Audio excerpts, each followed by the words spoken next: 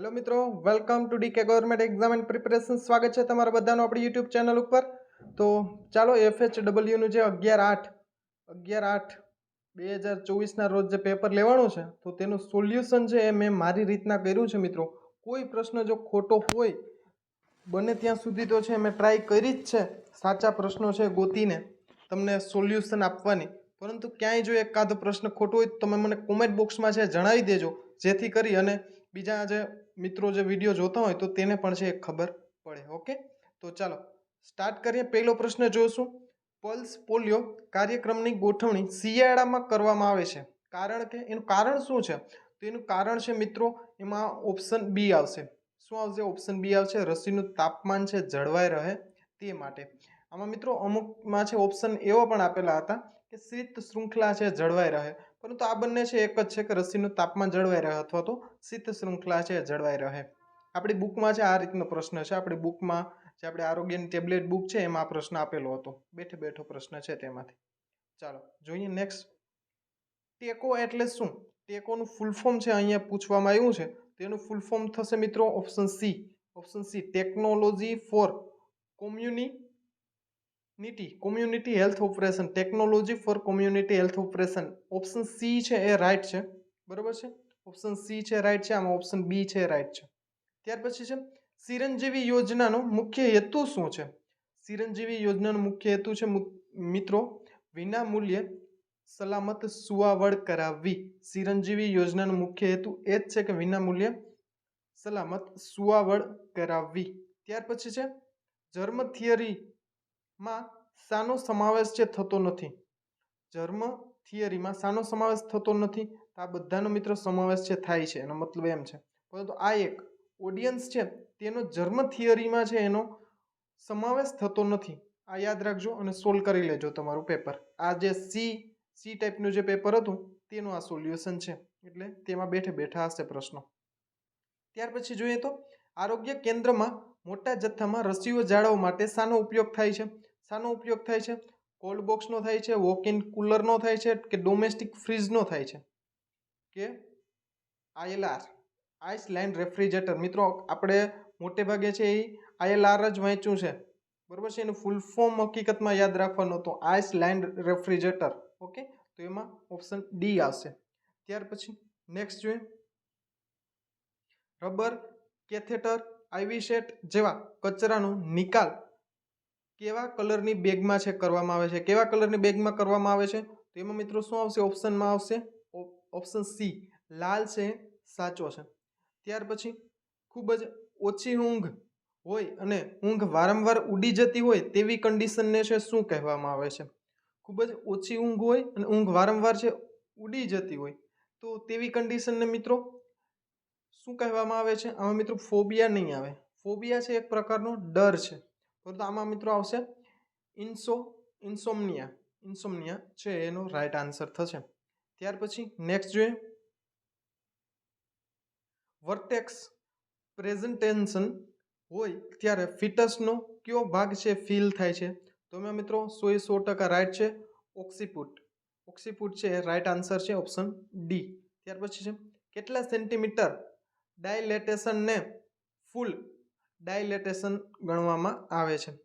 તો કેટલા સેન્ટીમીટર? તો એમાં આવશે 10 સેન્ટીમીટર. આ પણ ફૂલ એન્ડ ફાઇનલ આન્સર છે, 10 સેન્ટીમીટર. ત્યાર પછી જોઈએ તો પોસ્ટિરિયર ફોન્ટાનેલને બીજા કયા નામથી ઓળખવામાં આવે છે? તો એમાં મિત્રો આ પ્રશ્નમાં છે હું કન્ફ્યુઝ હતો, પરંતુ આમાં મિત્રો લેમ્બડા છે એના નામથી છે ઓળખવામાં આવે છે, પરંતુ તમે છે એક વખત હજુ ક્લિયર કરી લેજો. ચાલો આગળ જોઈએ.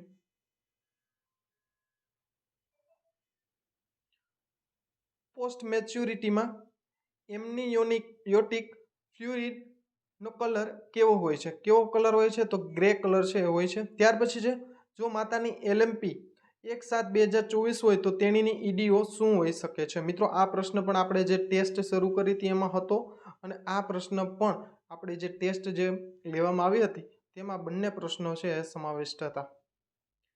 તો આમાં મિત્રો આવશે 8/4/2024. એટલે આ પ્રકારનો મિત્રો પ્રશ્ન હતો, ડેટ અલગ હતી પરંતુ પ્રશ્ન છે આ પ્રકારનો હતો.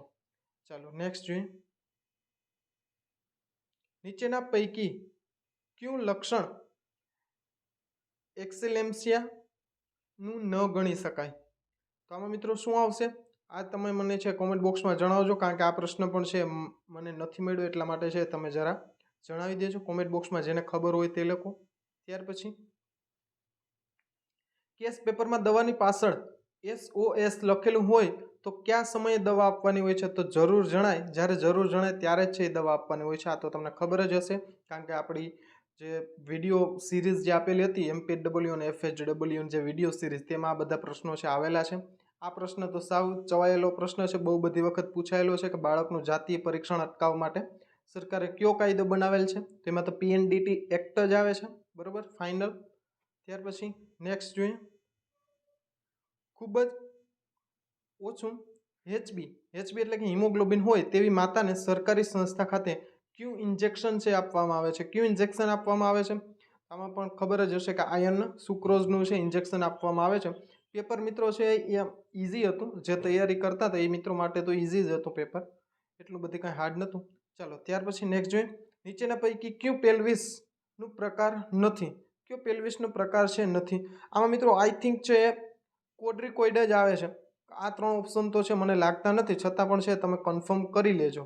ઓકે, ચાલો આગળ જોઈએ. ન્યૂબોર્ન બેબીનો સામાન્ય પલ્સ રેટ છે કેટલો હોવો જોઈએ? 100 થી 120. આમાં મિત્રો 100 થી 150 જો આપેલો હોય તો એને પ્રથમ પ્રાયોરિટી આપવાની હતી તમારે, પરંતુ આમાં 100 થી 120 આપેલું છે એટલે એ જ ઓપ્શન છે એ રાઈટ ગણાશે. ત્યાર પછી નેક્સ્ટ જોઈએ તો ન્યૂબોર્ન બેબીમાં જોન્ડિસની સારવારમાં શાનો ઉપયોગ છે એ થાય છે? તો ફોટોથેરાપીનો છે ઉપયોગ થાય છે. શેનો? તો કે ફોટોથેરાપીનો છે ઉપયોગ થાય છે. ત્યાર પછી છે મમ્સ એટલે કે ગાલપચોડિયુંમાં કઈ ગ્લેન્ડમાં છે ઇન્ફેક્શન લાગે છે? તો ગાલપચોડિયુંમાં છે પેરોટિડ ગ્લેન્ડમાં છે ઇન્ફેક્શન લાગે છે. આ પણ આપણે ટેસ્ટમાં છે પ્રશ્ન પૂછાયેલો હતો, જે લોકો ટેસ્ટ આપતા હશે તેના માટે તો ઇઝી થઈ ગયો છે આ પ્રશ્ન. ત્યાર પછી છે યોગ કર્મસુ કૌશલમ, આ શ્લોક નીચેનામાંથી કયા ગ્રંથમાં છે?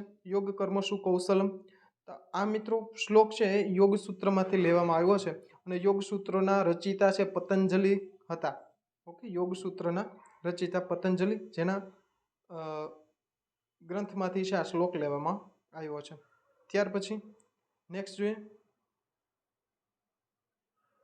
તાજેતરમાં ભારત સરકારે કયા દિવસને સંવિધાન હત્યા દિવસ તરીકે છે ઉજવવાનું નક્કી કર્યું હતું? મિત્રો વચ્ચે છે એક વાત કહી દઉં કે આ પેપર છે તમારે ફૂલ પેપર છે તમારે સોલ્યુશન જોતું હોય પીડીએફમાં, તો એનું PDF છે મેં આપણા ટેલિગ્રામ ગ્રુપમાં છે મૂકેલી છે, તો ટેલિગ્રામ ગ્રુપની લિંક છે ડિસ્ક્રિપ્શનમાં આપેલી છે, તો ત્યાંથી ટેલિગ્રામ ગ્રુપમાં છે જરૂરથી જોડાઈ જજો, કારણ કે જેવી પરીક્ષા પૂરી થાય એટલે થોડાક જ ટાઈમમાં છે પેપર સોલ્યુશન કરી અને એમાં PDF નાખી દેવામાં આવે છે દરેક પરીક્ષા વખતે.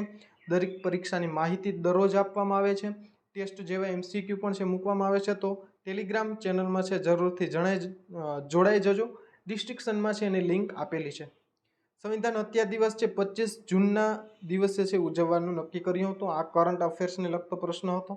ત્યાર પછી છે ભારતના ગવર્નર જનરલ શ્રી રાજગોપાલાચારી ભારતના ગવર્નર જનરલ બન્યા પહેલા નીચેનામાંથી કયા પ્રાંતના ગવર્નર હતા? તો એ બંગાળ પ્રાંતના છે ગવર્નર હતા, ત્યાર પછી ભારતના છે ગવર્નર જનરલ બની ગયા.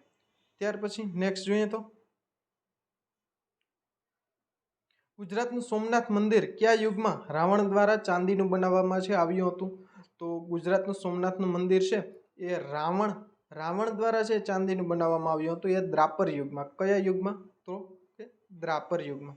ત્યાર પછી મિત્રો નેક્સ્ટ ક્વેશ્ચન જોઈએ તો ભારતના ઈસવીસન 1857 સ્વાતંત્ર્ય સંગ્રામ સાથે સંકળાયેલા હમીર ખાન, જેને કેપ્ટન બકલના ગુજરાતના કયા સ્થળના હતા? તો તે છે કેપ્ટન બકલ છે દેવગઢ બારિયાના હતા. ક્યાંના? તો કે દેવગઢ બારિયાના હતા.